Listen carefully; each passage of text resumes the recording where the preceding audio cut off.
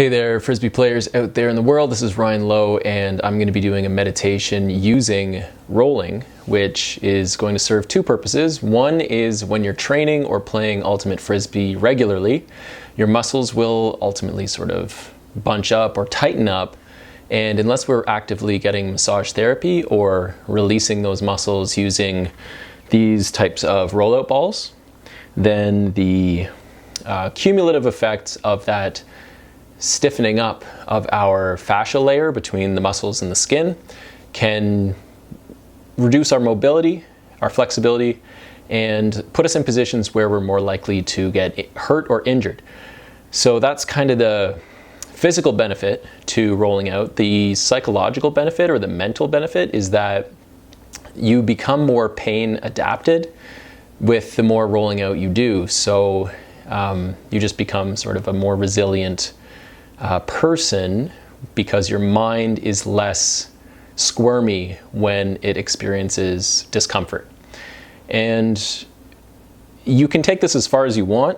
You can go as far as using a lacrosse ball and really inflicting quite a lot of self-inflicted torment on yourself. I don't really suggest that at first, because as you're picking up any habit, it helps for that habit to establish better if you go easy and consistent. So if you torment yourself too badly and kind of bruise yourself on the first time trying this, you're less likely to do it again. So what I would suggest is go easy, try to reach a point where it's like a massage and it's pleasurable. And that way, the next day it's going to feel like something you're drawn to doing versus something that you're avoiding doing. So without further ado, let's get right into it. I'm going to introduce these different balls. You don't have to get fancy with this. I've got a lacrosse ball. This is like a $5 purchase at a sports store. Same thing with a tennis ball, that's even cheaper. And then you can also get into the slightly more specialized foam rolling balls, which have different densities and are generally a bit softer and more malleable. And then I've got these little hard ones, which serve specific purposes for getting into little areas that are harder to reach with the larger balls, such as the under the scapula in the back, against a wall perhaps, and below the foot. So you can just set it on the ground and start to roll this as if it's a massage on the underside of your foot. And that should feel pretty good after you do that slowly with moderate pressure for a while. So this is like a 25-cent gumball machine bouncy ball that you can get at Old Navy in Canada, or I'm sure a toy store where you live will have a bouncy ball for rolling your feet, sort of like the one I have here. And then also you can get these foam rollers, again at different densities. This one's quite soft, and I like it for using on my quads. So we'll start with the foam roller, and what I'm going to do is I'm going to start working on my breathing, and I'm going to start to roll the entire length of my muscle. So let's start with the left quad, starting at the hip flexor, breathing in and breathing out, and just rolling nice and slow along that quad, noticing any tight spots and maybe lingering there. Remembering to breathe deeply into our stomachs, ribs and low back. Exhaling completely. Maybe doing a couple reps on each side. All the way down to where that quadricep muscle enters the knee. Nice deep breaths. This should be pretty relaxing. You want to think massage therapy. You don't want to think torture. There's enough discomfort once you reach those sore spots to supply the pain adaptation that we're looking for here. And this is a meditation because, yes, our eyes are open, but we're accessing our bodies through these sensations in our muscles as we breathe. And it can actually help to visualize breathing right into the spot that you're feeling tight, When you find one of those really tender spots, for me it's right about midway on the quad. I'm gonna linger here. Breathe right into that spot.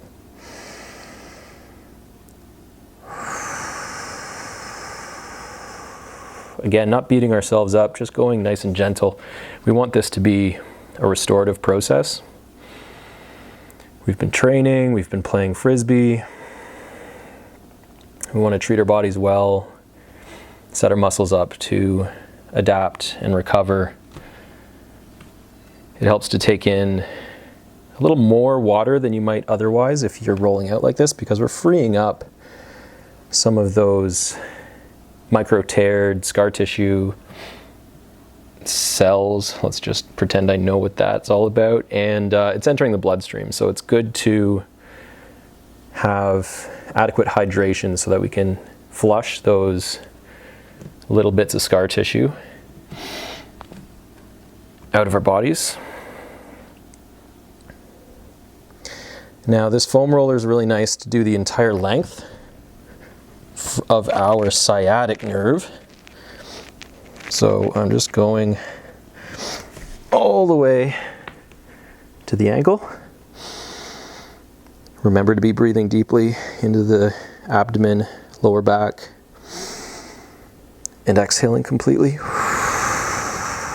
Finding and lingering on those tender spots, which for me right now is kind of, I can feel that if I rotate into the calf muscle a bit, there's some tenderness there. Just kind of easing into this rollout session. And we can go all the way up the side of the leg to the outer glute or hip flexor. Do the same thing on the left side.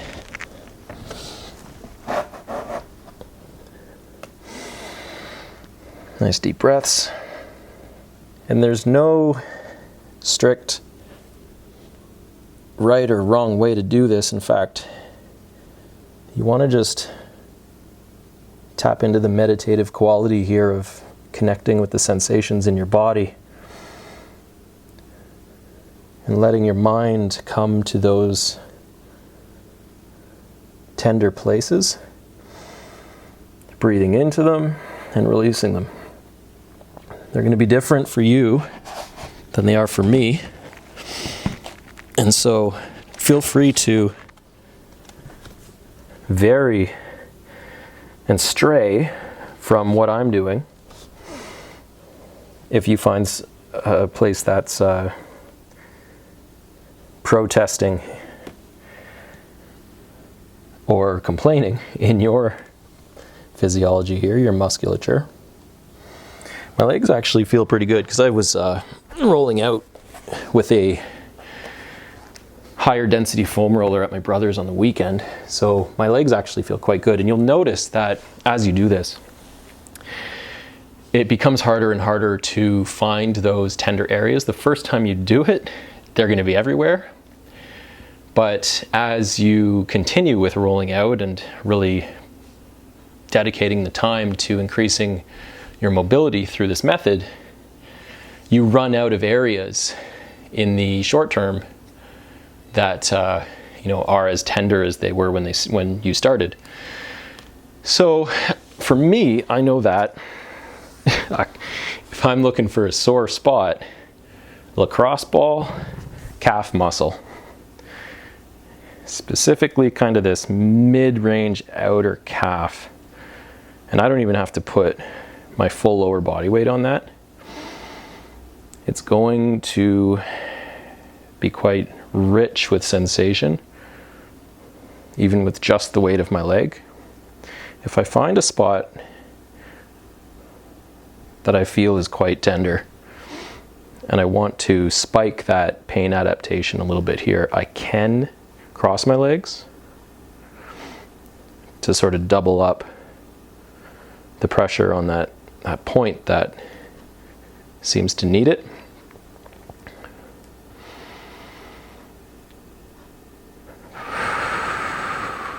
And you'll notice my right leg isn't fully off the ground. I do have contact with my heel just because for balance, it's nice to have those 3 points. And if I lift it, you'll see I kind of fall off the ball. So let's do that on my left as well. Starting with just the one leg's weight, just probing around and finding any spot that might feel quite tender. Lingering, crossing my legs, kind of lifting my heel slowly without fully losing the spot and rolling off the ball. And what I'm looking for there is to get to perhaps a 6 or a 7 of pain in that calf muscle. I don't really want to drive it all the way up to 10. I don't want to bruise myself, but I think there is a kind of a sweet spot there where you're engaging the discomfort, but and you're getting the benefit of that deep tissue massage, but you're also not conditioning yourself out of wanting to do this again in the future by really just tormenting yourself here. So now I've switched out the lacrosse ball and I've got this toy store bouncy rubber ball. It's going to provide a more exact pressure point in the calf muscle here. Especially this sort of outer side to my calf, which is really tight at the moment. I can linger on a spot and I can even sort of dorsiflex and plantar flex my foot, pointing my toes and bringing my toes toward my knee. You just play with it. This isn't something that really has an exact science to it. You're going to find out what works for you as you experiment and explore. Lacrosse ball, kind of on the glute here, is a fan favorite. I say with a degree of sarcasm because you're going to really want to be careful with the weight, because the glutes, if they're anything like mine, are going to have some really tender spots that will take some time to release.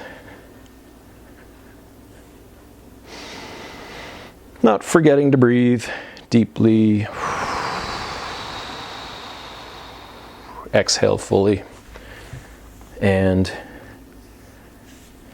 using the sensation of that spot, that sore spot in the glute muscle as a point of attention. Oh, and I've just got, you're not going to see this on camera, but my glute is actually twitching. So when you find a spot that twitches, that is the muscle releasing a knot. So it's kind of like almost like a treasure, like a hidden treasure that you can find in this process, is you are releasing a bunched up set of muscle fibers and accessing greater mobility for that muscle group. So here I've found a part in my left glute that's twitching, and I'm just going to linger there, add a little more pressure, breathe into it. I'll close my eyes and imagine just breathing all that air right into the spot as I hold it. Exhaling and relaxing and really bringing that meditative quality to this rolling out exercise. Oh wow, that glute is really spazzing right here. And that's that. You can continue to move that around your body. You don't have to make this a lengthy process. It's just something that, you know, if you're at the end of your work day and you're feeling stiff, or if you are watching TV or something, this can be a really good practice to pick up. But otherwise, happy rolling, happy increasing your own mobility, and happy pain adapting, or I guess I could say that in a more fluent way, happy increased pain adaptation gains. And I'll see you in the next one.